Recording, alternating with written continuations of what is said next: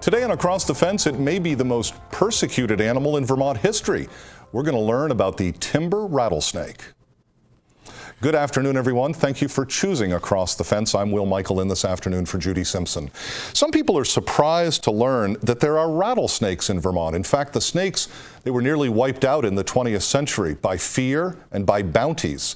So today we're going to learn about Vermont rattlesnakes in the 21st century, and we've called on an expert from the State Fish and Wildlife Department. I want to welcome in Doug Blodgett, who's a veteran wildlife biologist. Doug led Vermont's Wild Turkey Project for 20 years. He's been involved in research projects involving a variety of wildlife, including bear, moose, deer, peregrine falcons, and a whole lot of others. Doug, thanks for coming in. I appreciate it. Thanks, Will. Good to meet with you this morning. I want to start from an historical perspective. It's a very interesting and somewhat, and maybe even tragic story. What can you tell us about Vermont's timber rattlesnake population and historical perspective? Well, so this animal has been on Vermont's landscape for thousands of years. It is an original native Vermonter. Right after the glaciation receded, rattlesnakes moved up from the southern portion of the eastern U.S. and into the Champlain Valley, and then also over into the Connecticut Valley. At that time, before colonial settlement, depending on who you talk to, we feel like we had on order of maybe a dozen to perhaps as many as 18 dens statewide. And then after European settlement and quite an extensive period of real wanton persecution, as well as habitat loss and habitat fragmentation from roads and development, we're now have an endangered population. We're down to just 2 remaining viable dens. So, and while we don't identify those publicly, those dens, generally speaking, are in Rutland County. Right, western Rutland County, yep, and that's what we'll say about that. Our director, Adam Wright, was putting up an historical photograph that you provided with us, and this really does show, I gather, we put bounties on. Yeah, we had a bounty until 1971, but this photo is more of a maybe late 19th century, early 20th century.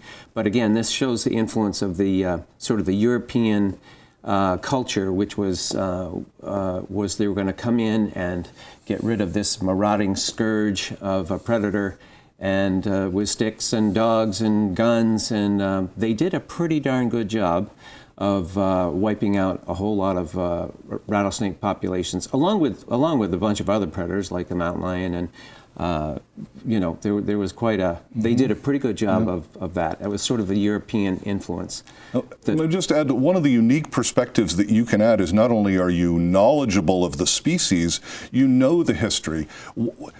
There's some media involvement here. Why is this animal so persecuted? Why is it so beat on? It certainly is, and it's primarily out of fear. I truly can't think of an animal that's really held in greater contempt than this one. It's highly controversial, and it's really result of fear. And in my view, it's always it's a media culture that always sensationalizes this animal in the worst possible way, with lots of fangs and lots of, anytime it's portrayed, it's very aggressive.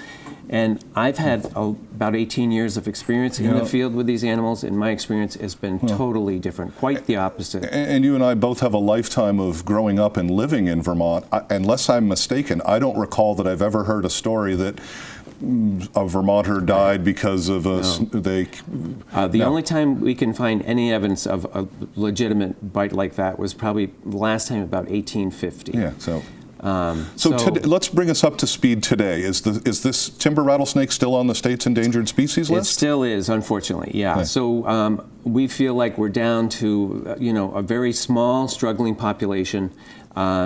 Maybe as many as a few hundred statewide is what remains. How large an area do these animals need, Doug? Well, this population is probably sustained on around 5,000 acres, and ideally that 5,000 acres would be largely free of any kind of human influence like roads or housing.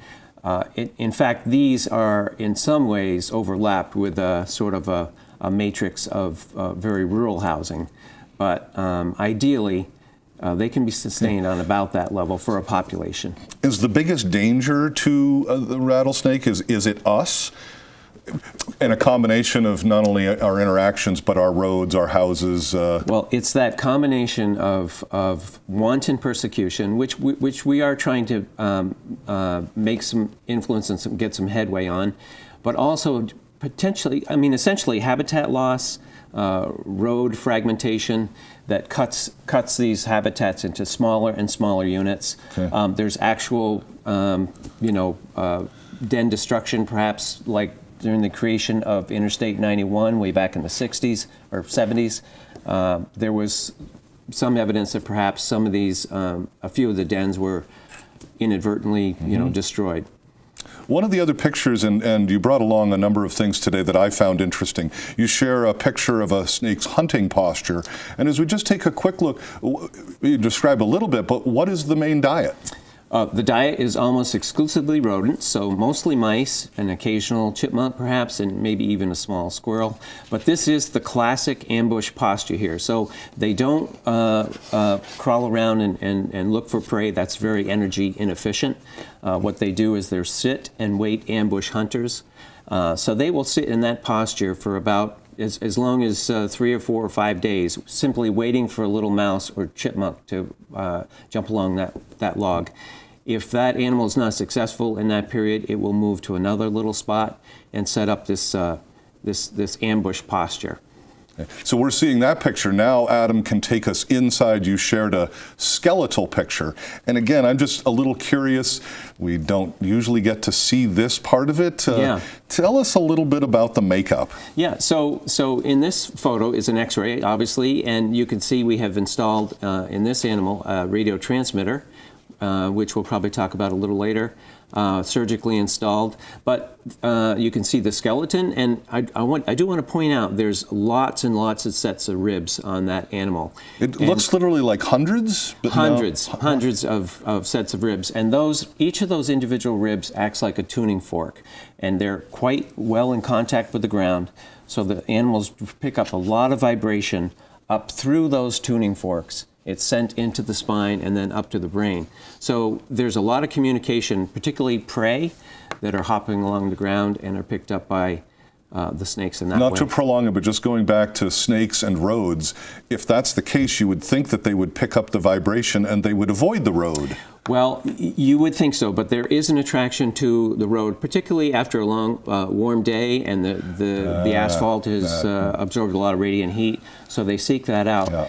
Unfortunately, when they do feel vibration like that, rattlesnakes really they just simply freeze. Rather than escape, like some other animals will do, they freeze, and that's what gets them in trouble on roads. How long does a rattlesnake live, Doug? The adult's about on order of 20 to maybe 25 years. Yeah. That's a lot longer than I thought. Yeah. Reproduction-wise, does it take somebody time to be mature? They're laying eggs all the time? Recognize that this Vermont ain't Texas, and so we have a southern species at the very northern tip of its range. So life is very hard for this southern species up here in Vermont's harsh climate.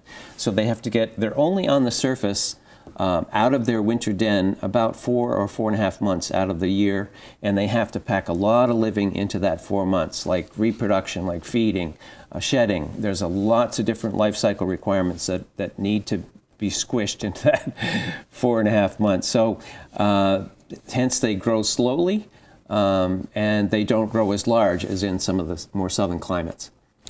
I want to leave reproduction and just jump ahead a little bit. On my notes here, what's some of the research that is involved, that you're directly involved with rattlesnakes in Vermont? So we've been doing some pretty intensive studies here since about my involvement in about 2010 or 2011. And you can see on the photo there that this is a surgical procedure that we actually bring selected individuals into the operating theater. and insert these radio transmitters. And this is a shot, which was really lots of fun, actually, is once you have these animals transmitted, then the job is following them around and learning about very specific habitats that they Now, one of the things that you're looking for, and I think this is in this picture, is part of your research is a fungal piece. Correct. So this fungus has just appeared, and this animal here, this picture, shows a massive systemic infection, fungal infection. The animal died just shortly after this photo was taken. Yeah. This is a very new development, and that fungus is fairly novel to us, fairly new, and it's not always fatal, but it is a very lethal fungus, and that has created another additional challenge to a tough life for animals here in the north. Now, you and a colleague have put some of that field research related to snake fungal disease on camera, and we're going to take a moment to take a look at that. We've got a nice big adult rattlesnake in here that we're going to try to capture and check it out for snake fungal disease.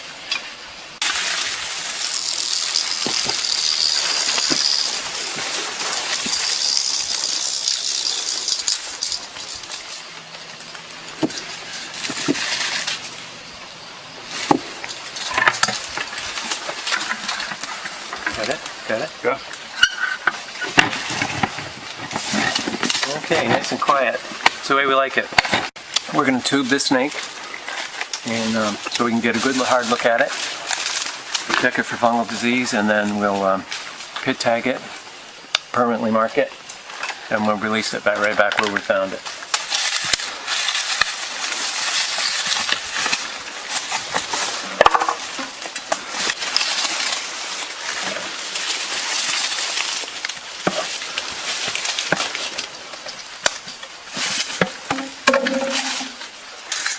Go. This is a nice robust snake. Not sure yet if it's a male or female. Could be a female. Has a broken rattle on it, which is quite typical. So the tricky part is getting them in the tube. Once they're in the tube, you can pretty much do whatever you want. There's no big deal. This animal out for evidence of snake fungal disease, which appear as lesions on the face and neck usually. Brown lesions on the ventral scales here. These ventral scales look all quite clean. This is a clean snake, which is a good sign. We like that. 21. Push it. Count it twice. Okay, female. So we got a female here. So we know this animal's missing at least 10 rattles. Every time the animal sheds, it lays down a rattle segment, which is one of these rattles. Well, it's too late for this animal to be pregnant, and I know it's not, I don't believe it's had a litter this year.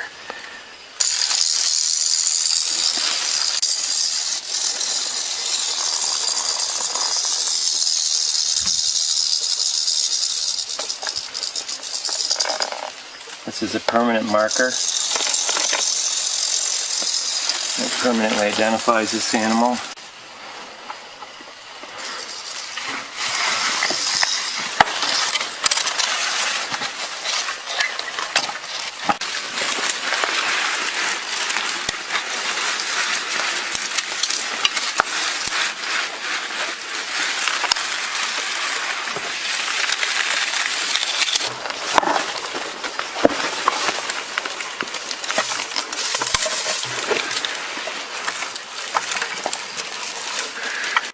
Obviously a fascinating video. We do need to point out it would be illegal for someone like me to do that. Right. You're a highly trained professional. It's dangerous. It's illegal. Don't do it. Yeah, leave the handling to the trained professionals. Yeah. Very quickly, because we have about a minute left. I saw in some of the pictures, I'm seeing one color. In that video, I saw a different color.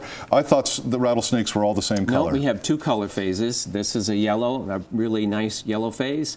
And we also have a black phase. It's really a genetic difference like blonde hair, brown hair kind of thing.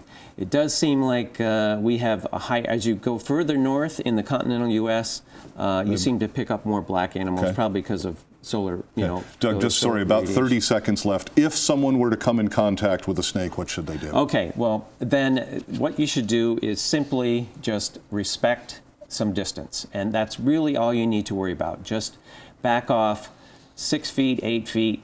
The animals are not going to, as portrayed, commonly jump off the ground and go for the jugular.